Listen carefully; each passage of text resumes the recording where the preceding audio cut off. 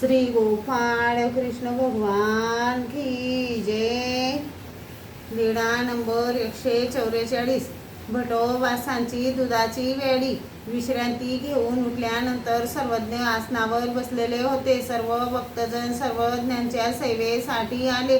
दंडवत घालून जवळ बसले होते. सर्वज्ञ भटोबासांना म्हणाले, वानऱ्या, तुमच्यासाठी आणखीन काही कर्तव्य आहे? भटोबासांनी विचारले, जी ते कोणते आहे? सर्वज्ञ म्हणाले, याला एवढा खर्च लागणार नाही. आमची पूजा करा आणि दुधा तुपाचे जेवण द्या. भटोबास म्हणाले, हो जी. मग भटोबासांजवळ शिल्लक एक दाम होता.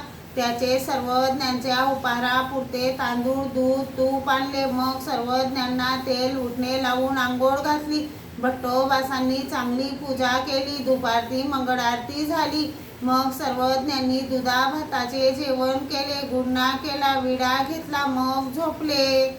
श्री गोपाळ कृष्ण भगवान की जय।